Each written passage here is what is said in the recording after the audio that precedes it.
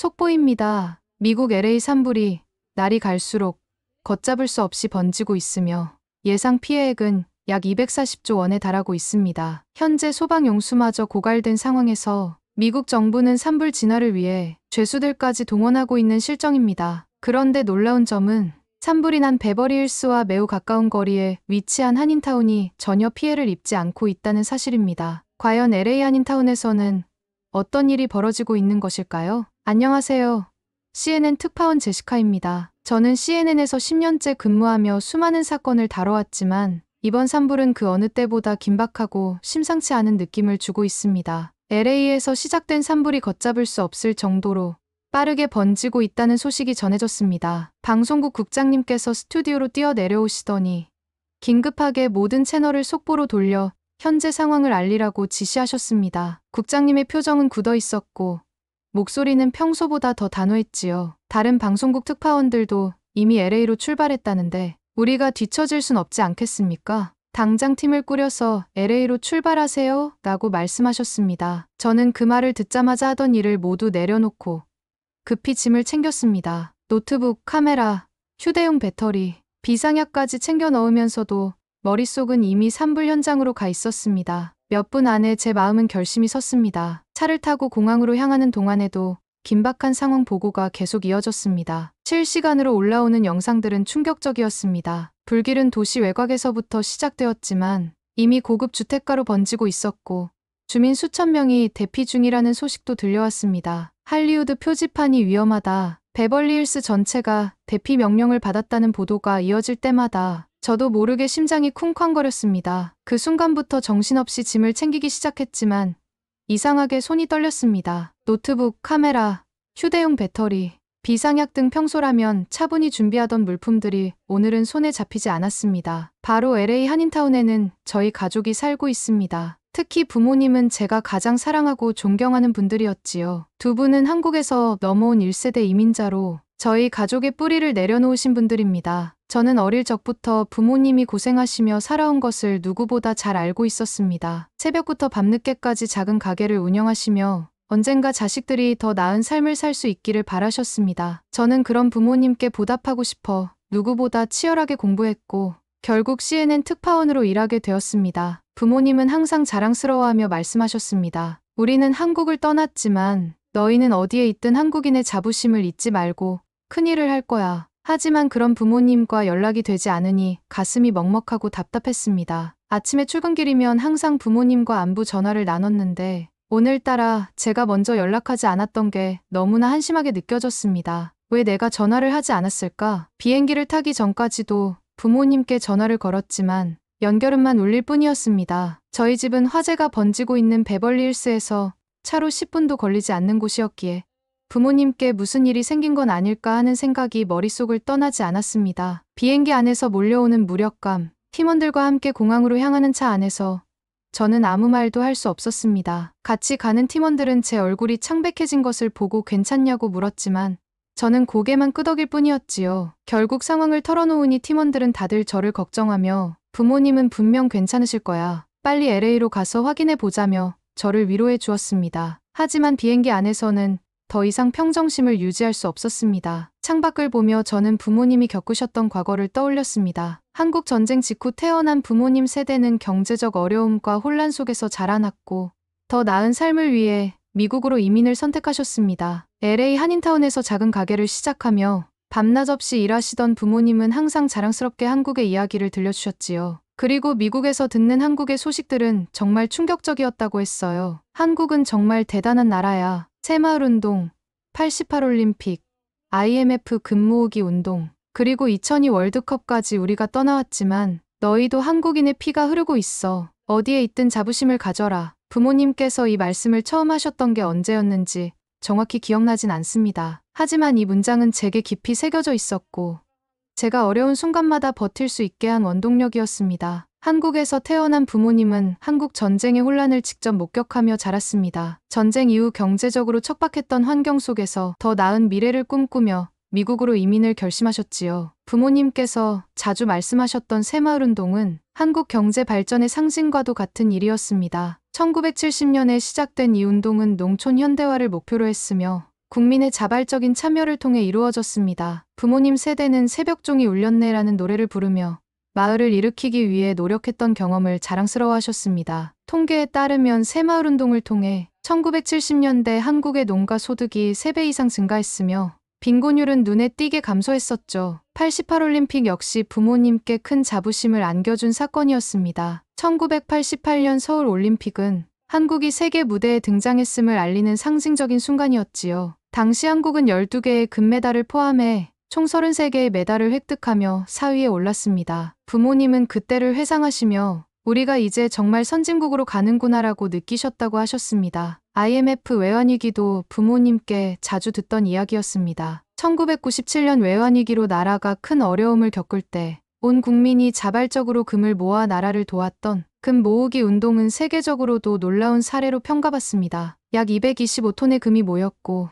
이는 당시 20억 달러 상당으로 외채 상환에 큰 역할을 했습니다. 부모님은 이 운동을 이야기할 때마다 한국 사람들은 위기에 강하다라고 강조하셨습니다. 마지막으로 2002년 한일 월드컵. 저는 당시 어려서 기억이 흐릿하지만 부모님께서는 태극기를 흔들며 환호하던 기억을 생생히 말씀하셨습니다. 한국이 처음으로 월드컵 4강에 진출했던 그 순간은 전 세계가 한국을 다시 보게 만든 역사적인 일이었습니다. 그때 거리 응원에 참여했던 부모님은 우리는 한민족이야. 어려울 때 뭉칠 줄 아는 사람들이야 라고 자주 말씀하셨습니다. 그 말씀이 제게 큰 힘이 되어 지금의 제가 있을 수 있었습니다. 하지만 지금 그런 부모님께 무슨 일이 생겼을지 모른다는 생각에 저는 비행기 안에서 오만 가지 생각이 들며 눈물을 참을 수 없었습니다. 비행기에서 내리자마자 저는 서둘러 핸드폰을 켰습니다. 한참 동안 꺼져 있던 핸드폰 화면이 켜지자마자 부재중 전화와 문자 메시지가 도착해 있었습니다. 부모님께서 보내신 문자였어요. 딸아, 지금 상황이 매우 안 좋다. 빨리 만나자. 연기와 제가 너무 심하니 마스크를 꼭 쓰고 와라. 이 메시지를 보는 순간 저는 눈물이 왈칵 쏟아질 뻔했습니다. 부모님이 무사하시구나. 그 사실 하나만으로 저는 무거운 짐을 내려놓은 것 같았습니다. 몇 시간 동안 가슴을 짓눌렀던 걱정이 조금은 풀리는 느낌이었어요. 안도감에 한숨을 내쉬고 바로 부모님께 전화를 걸었습니다. 아빠, 무사하세요? 지금 어디 계세요? 제 목소리는 떨렸지만 전화를 받은 아버지의 목소리는 굉장히 당당하고 평온하게 들렸습니다. 우리 괜찮다. 내 걱정 많이 했지. 그런데 지금 이곳 상황이 너무 안 좋아. 직접 와서 얘기하자. 필요한 물품을 꼭 챙기고 마스크 쓰고 와라. 연기가 너무 심하다. 아버지의 목소리는 너무나 힘이 넘쳤습니다. 30년 전 LA 폭동 당시 한인타운을 지키기 위해 선봉에 섰던 그 목소리와 똑같았어요. 그때도 아버지는 동네 사람들과 협력해 상점과 가족을 지켰고 한인 커뮤니티의 중심에서 목소리를 내셨습니다. 그 시절 이야기를 들으며 저는 항상 내가 아버지를 닮아 강한 사람이 되어야 한다고 다짐했었지요. 하지만 이번에는 그 중심에 계신 아버지를 돕고 싶었습니다. 부모님이 계시는 곳이 여전히 화재 현장과 가까운 위험한 지역이라는 것을 알았지만 저는 그 목소리만으로도 기쁨이 밀려왔습니다. 부모님이 무사하시다는 사실만으로도 제게는 큰 위안이 되었고 이제는 그분들을 돕고 싶다는 생각밖에 들지 않았습니다. 저는 부모님께 전화를 끊고 팀원들에게 상황을 설명했습니다. 부모님께서 괜찮다고 하셨어요. 하지만 화재 상황이 매우 심각하다고 합니다. 지금 우리가 준비할 수 있는 건 마스크와 물을 챙기는 거예요. 그리고 저는 부모님께 가야 합니다. 팀원들은 걱정스러운 눈빛으로 저를 바라보았습니다. 부모님이 무사하시다니 정말 다행이에요. 하지만 그곳이 여전히 화재 현장이라면서요? 왜 도망치지 않고 위험한 곳에 계시는 거죠? 팀원들의 말은 충분히 이해가 됐습니다. 제 부모님은 그냥 그곳에 계시는 게 아니에요. 거기서 누구보다 더 치열하게 한인타운을 지키고 계세요. 하지만 팀원들은 이해를 못하는 눈치였어요. 그래서 전 팀원들에게 살짝 부모님의 이야기를 해드렸어요. 저희 아버지는 한국에서 태어나고 자라 지금의 어머니를 만나 결혼하셨어요. 하지만 한국전쟁 이후 정말 살기 힘들었다고 하셨습니다. 그때 우연히 미국은 기회의 땅이라는 말을 들으셨대요. 한국에서 일하는 것보다 더 큰 돈을 벌 수 있고 나중에 자식을 낳더라도 더 크게 성공할 수 있을 거라는 희망이 보였던 거죠. 아버지는 아메리칸 드림을 꿈꾸며 미국 이민을 결정하셨습니다. 하지만 그 꿈의 시작은 암담했어요. 좁고 어두운 단칸방에서 낯선 생활을 시작했고 왜소한 체격의 영어까지 서투르다 보니 동양인이라는 이유로 무시받기 일쑤였다고 합니다. 그래도 아버지는 포기하지 않으셨어요. 건물 청소 일부터 시작해 돈이 될 만한 건 뭐든지 닥치는 대로 해내셨습니다. 왜냐하면 그 당시 어머니는 언니를 임신 중이셨거든요. 몇 달 뒤 태어날 아이에게 이런 삶을 물려줄 수 없다는 마음으로 이를 악물고 버티셨다고 합니다. 몇 달간 못 자고 못 먹으며 고생한 끝에 부모님은 LA 한인타운에 작은 세탁소를 마련할 수 있었어요. 출산을 한 달 앞둔 어머니와 함께 부둥켜 안으며 행복한 미래를 꿈꾸셨다고 합니다. 하지만 그 행복은 오래가지 못했습니다. 1992년 4월 29일 아버지는 세탁소에서 쓸 물품을 사러 외출하신 상황이었어요. 그런데 갑자기 탕탕 총성이 울려 퍼졌고 사람들의 비명소리가 들렸다고 합니다. 아버지는 그 소리가 세탁소 근처에서 난 것 같다는 생각이 드셨고 만삭의 어머니가 혼자 있다는 사실이 떠올라 앞뒤 잴 것 없이 가게를 향해 전속력으로 달리셨습니다. 가게에 도착한 아버지는 충격적인 광경을 마주하셨어요. 저희 세탁소와 주변 한인 가게들이 시커먼 화염에 휩싸여 있었고 사람들이 울부짖고 있었습니다. 아버지는 손을 떨며 필사적으로 어머니를 찾아보셨고 다행히도 어머니는 가게에서 조금 떨어진 곳에 주저앉아 떨고 계셨어요. 아버지는 어머니를 부축해 안전한 곳으로 피신시키셨습니다. 폭동의 원인은 1년 전 벌어진 사건에서 시작되었습니다. 백인 경찰들이 흑인 남성 로드니 킹을 무자비하게 구타했지만 4월 29일 재판 결과 경찰들에게 모두 무죄 판결이 내려졌어요. 이로 인해 흑인 커뮤니티는 분노했고 무장을 한 채 거리로 쏟아져 나왔습니다. 그들의 분노는 흑인이 아닌 사람들 모두에게 향했고 약탈과 폭행이 이어졌습니다. 문제는 경찰이 한인타운을 외면했다는 것이었습니다. 인력이 부족하다는 이유로 백인 부유층이 사는 지역을 방어하는 데 집중했고 한인타운은 무방비 상태로 방치되었습니다. 언론은 이를 단순히 한인과 흑인의 갈등으로 몰아갔지만 실제로는 더 심각했어요. 그날 한인 커뮤니티는 결단을 내렸습니다. 경찰이 우리를 지키지 않는다면 우리가 우리를 지키자. 한인 라디오를 통해 소식이 전달된 지 몇 시간 만에 자경단이 결성되었습니다. 저희 아버지도 주저하지 않고 샷건을 들고 약속된 장소로 향하셨습니다. 미국인들은 한인들이 왜소하고 힘이 없을 거라 생각했지만 그건 큰 착각이었습니다. 한인 남성들은 대부분 한국에서 군복무를 마친 예비역들이었고 총기 다루는 법을 잘 알고 있었습니다. 자경단에는 포병 출신, 해병대 출신, 월남전 참전 용사까지 다양한 사람들이 있었고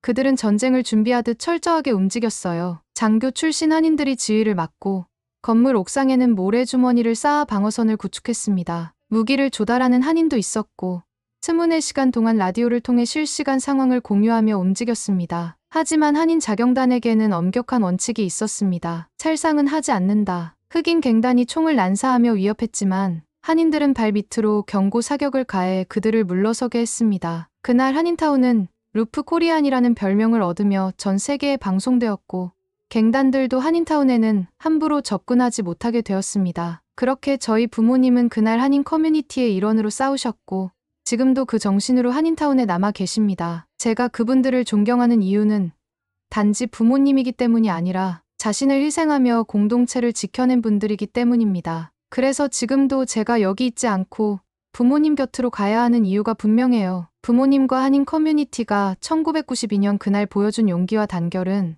저희 세대에게도 이어져야 할 정신입니다. 이번 산불에서도 그분들은 여전히 그 자리에서 사람들을 돕고 계실 겁니다. 그리고 저는 이제 그분들을 도울 차례입니다. 제 이야기를 들은 팀원들은 입을 다물지 못한 채 저를 멍하니 바라봤습니다. 한인타운이 그렇게 극적인 역사를 가진 곳이라는 사실에 놀라워했죠. 특히 부모님 세대가 보여준 용기와 단결력, 그리고 그들이 단순히 자기 가족만을 지키기 위한 것이 아니라 공동체 전체를 위해 싸웠다는 점에 깊이 감명받은 듯 했습니다. 한 팀원이 말했어요. 그런 분들이 지금 화재 현장에서 피해자를 돕고 계시다면 정말 걱정할 것이 없겠네요. 어쩌면 우리보다 더 잘 대처하고 계실지도 모릅니다. 그 말에 저도 모르게 웃음이 나왔습니다. 맞아요. 제 아버지는 그런 분이세요. 하지만 지금은 제가 도와드릴 차례입니다. 저희 팀은 베버리힐스 인근으로 이동하기 시작했습니다. 차창 밖으로 보이는 풍경은 충격적이었어요. 하늘은 짙은 회색 연기로 뒤덮여 있었고 공기 중에는 불에 탄 냄새가 가득했습니다. 난리는 제가 너무 심해서 앞을 보기가 어려웠고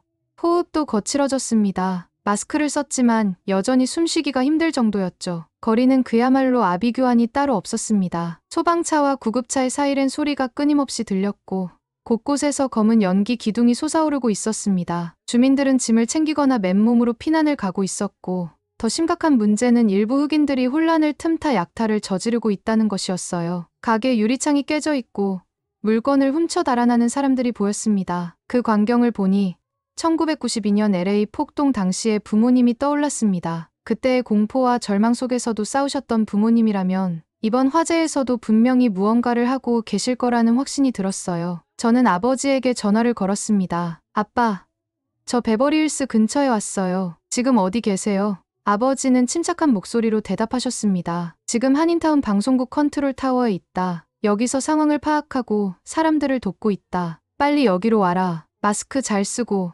다들 조심하면서 오너라. 아버지의 목소리는 단호하고 힘이 있었습니다. 그 목소리를 듣는 순간 저는 긴장감이 조금 풀렸습니다. 아버지가 이렇게 침착하고 주도적으로 움직이고 계시다는 사실에 안심이 되었거든요. 저는 팀원들에게 아버지가 계신 곳으로 이동하자고 말했습니다. 모두 고개를 끄덕이며 저를 따라주었어요. 방송국에 도착했을 때 저는 또 한 번 놀랐습니다. 건물 내부는 마치 작은 재난지휘본부 같았어요. 벽에는 LA 전역의 화재 상황을 실시간으로 보여주는 대형 화면들이 설치되어 있었고 여러 명의 자원봉사자들이 컴퓨터 앞에 앉아 데이터를 분석하거나 전화를 받고 있었습니다. 아버지는 그 중심에서 사람들에게 지시를 내리고 계셨습니다. 저를 보자마자 반가운 얼굴로 다가오셨죠. 잘 왔다. 제시카, 여긴 생각보다 상황이 심각하다. 하지만 우리가 할 수 있는 건 끝까지 해야지. 그리고 아버지는 화면을 가리키며 구체적인 피해 지역과 현재 소방 대응 상황을 설명하셨습니다. 여러분, 현재 LA는 역사상 가장 큰 산불 피해를 겪고 있습니다. 이번 산불은 8곳에서 동시다발적으로 발생했으며 지금까지 서울 면적의 1.5배 이상이 불에 탔습니다. 피해액은 약 500억 달러, 우리 돈으로 약 73조 원에 달할 것으로 추산되고 있습니다. 이번 화재는 미국 역사상 가장 큰 경제적 피해를 낸 산불로 기록될 가능성이 큽니다. 특히 한인들이 많이 거주하는 LA 카운티 동부 내륙에서 발생한 이튼 산불은 현재 확산이 멈춘 상태라 다행입니다. 다만 베버리힐스와 헐리우드 언덕을 중심으로 한 지역은 여전히 심각한 상황입니다. 이곳의 고급 주택가들은 대부분 목조 건물로 되어 있어 불길이 쉽게 번지고 있습니다. 대피 주민 수는 이미 18만 명을 넘어섰고 최소 11명이 사망했습니다. 피해 주민들은 대피소로 긴급히 이동했지만 짐을 챙길 시간조차 없었던 사람들이 많아 물과 생필품 부족이 심각합니다. 아버지는 이번 산불이 단순히 한 지역에서 시작된 자연재해가 아니라는 점을 강조하셨습니다. 이번 화재는 기후변화로 인한 환경적 요인과 밀접한 관련이 있습니다. 산타에나 강풍이라고 불리는 따뜻하고 건조한 바람이 화재 확산의 주범입니다.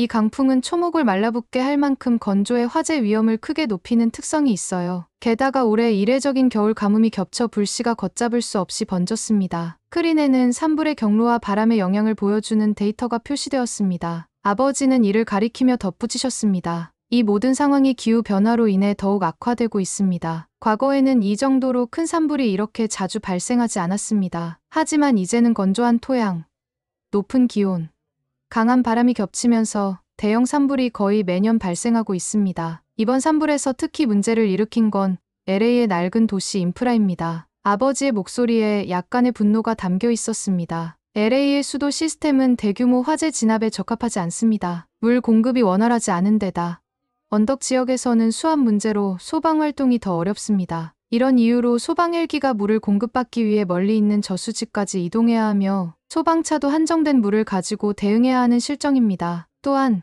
아버지는 소화전 유지 보수 문제를 지적하셨습니다. 많은 소화전이 고장나 있거나 제대로 작동하지 않는 경우가 많습니다. 관리 부족으로 인해 이 모든 것이 이번 대형 화재를 더욱 악화시켰습니다. 또 하나의 문제는 피해 주민들이 보험 보상을 제대로 받지 못할 가능성이 높다는 점입니다. 아버지는 심각한 표정으로 말씀을 이어가셨습니다. 최근 몇 년간 캘리포니아에서 산불이 너무 자주 발생하다 보니 보험사들이 신규 보험 계약을 꺼리거나 기존 계약 갱신을 거부하는 사례가 많아졌습니다. 피해를 입은 주민들은 보상조차 받지 못하고 막막한 상황에 처해 있습니다. 그리고 지금 이 혼란을 틈타 약탈과 범죄도 심각한 문제로 떠오르고 있습니다. 빈집을 노리는 도둑들이 기승을 부리고 있고 경찰은 약탈 용의자 수십 명을 체포했지만 여전히 많은 피해가 발생하고 있습니다. 이곳에서는 범죄가 재난을 더욱 악화시키는 요소가 되고 있습니다. 마지막으로 아버지는 한인 커뮤니티가 맡고 있는 역할에 대해 설명하셨습니다. 한인타운은 이번 화재에서 비교적 안전한 상태입니다. 대부분의 건물이 콘크리트로 되어 있어서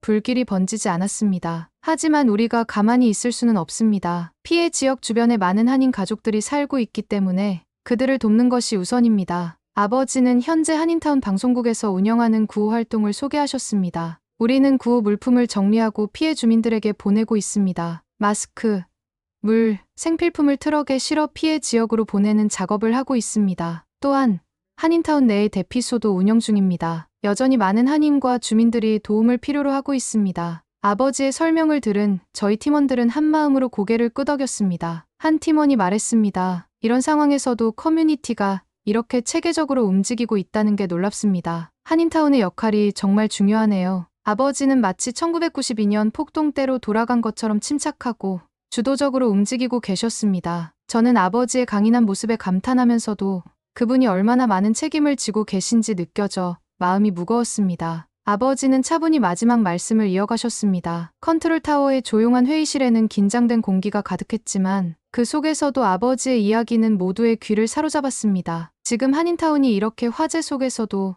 비교적 안전할 수 있었던 이유는 단순한 행운이 아니야. 이건 한국인의 생존 능력과 준비성이 만들어낸 결과야. 아버지는 벽에 걸린 LA 지도를 가리키며 구체적인 예를 들어 설명하셨습니다. 한인타운 건물의 대부분이 콘크리트로 되어 있다는 사실이 이번 화재에서 큰 차이를 만들어냈다. 우리는 목재 건물이 더 싸고 공사 기간도 짧다는 것을 알면서도 돈이 더 들더라도 안전하고 튼튼한 콘크리트를 선택했지. 이건 단순한 건축 방식의 차이가 아니야. 한국인 특유의 철저함과 안전에 대한 집념이 만들어낸 결과야. 아버지는 잠시 숨을 고르고 나서 말씀을 이어갔습니다. 한국에서는 오래전부터 목조 건물보다는 콘크리트 건물을 선호했어. 이유는 간단하지. 전쟁을 겪으면서 목재 건물의 위험성을 뼈저리게 깨달았기 때문이지. 불이 나면 목조 건물은 순식간에 전소되지만 콘크리트 건물은 불길을 막아낼 수 있어. 이번 화재에서도 한인타운의 많은 건물들이 불길을 막아주는 방화벽 역할을 했어. 이건 우연이 아니야.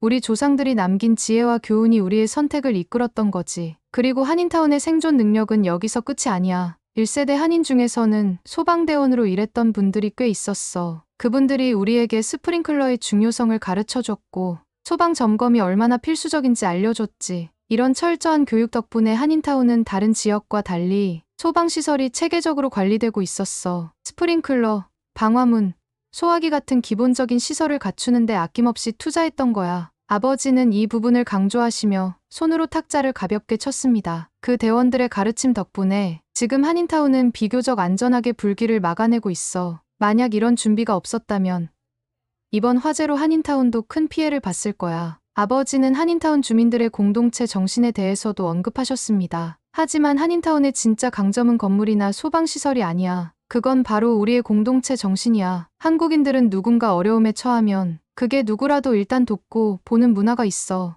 이번 화재에서도 마찬가지야. 피해를 입은 이웃을 돕기 위해 자발적으로 나선 사람들이 많아. 그들이 구호 물품을 나르고 대피소에서 음식을 준비하고 심지어 직접 화재 현장에서 소방관들을 돕고 있어. 아버지는 자랑스러운 표정으로 덧붙이셨습니다. 우리는 전쟁을 겪으면서 힘든 사람들의 고충을 너무나 잘 이해하고 있어. 그래서 구호 물품이 얼마나 소중한지도 잘 알고 있지. 지금 한인타운에서 나누는 물품은 단순히 물질적인 것이 아니야. 그건 우리가 가진 희생정신의 표현이야. 아버지는 말씀을 이어가며 한국의 역사적 경험이 한인타운의 대응 방식에 얼마나 큰 영향을 미쳤는지 설명하셨습니다. 한국은 한국전쟁이라는 끔찍한 비극을 겪었어. 그 전쟁 속에서 가족을 잃고 집을 잃고 모든 것을 잃어도 우리는 다시 일어섰지. 그때 배운 건 하나야. 아무리 힘들어도 절대 포기하지 않는 거야. 그리고 누군가를 돕는 것이야말로 우리가 함께 살아가는 세상을 만드는 길이라는 것을 말이야. 아버지는 화면에 비친 화재 현장의 혼란스러운 모습을 가리키며 말씀하셨습니다. 이곳에서는 많은 사람들이 혼란에 빠져 있지만 한인들은 단합하고 있어. 우리가 가진 건 단순히 물질적인 자원이 아니야. 우리는 공동체를 지키고자 하는 강한 의지와 서로를 향한 깊은 신뢰를 가지고 있어. 이게 바로 한국인의 힘이야. 마지막으로 아버지는 저희 팀을 향해 미소를 지으며 말했습니다. 나는 너희가 한국인으로서 자부심을 가졌으면 좋겠어. 우리는 작은 나라에서 왔지만 우리의 정신은 그 어떤 큰 나라보다 강하다고 믿어.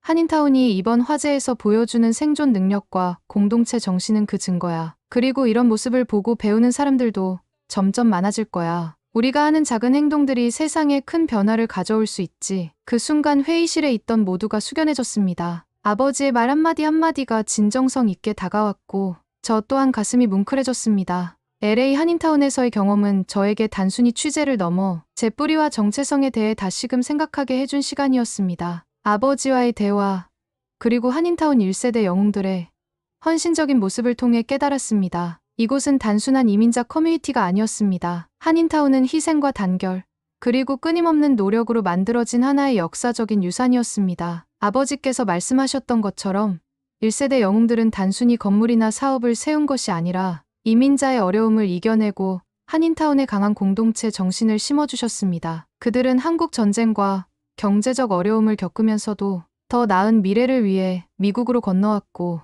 목재 건물보다 더 비싼 콘크리트 건물을 선택하며 안전을 우선시했습니다. 또한 소방대원으로 활동한 분들이 소방 안전의 중요성을 가르쳐 주었기에 한인타운은 이번 산불에서도 비교적 안전할 수 있었습니다. 무엇보다 감동적이었던 것은 한인타운의 영웅들이 여전히 커뮤니티 활동에 참여하며 정신적 중심축 역할을 하고 있다는 점이었습니다. 그분들의 노력 덕분에 후세대인 2세, 3세들은 안정적인 기반 위에서 성장할 수 있었고, 미국 내에서도 자부심을 가지고 살아갈 수 있었습니다. 한인타운은 단지 건물과 거리의 집합체가 아닙니다. 그것은 한국 문화를 전파하고 경제적 기여를 하고 어려운 시기에 서로를 돕는 단결력의 상징입니다. 아버지께서 말씀하셨듯이 1세대 영웅들이 남긴 유산은 우리 후세대에게 책임감과 자부심을 동시에 심어주었어요. 그들이 가르쳐준 희생정신과 공동체 의식은 한인타운을 미국 내 가장 성공적인 이민자 커뮤니티로 만들었고,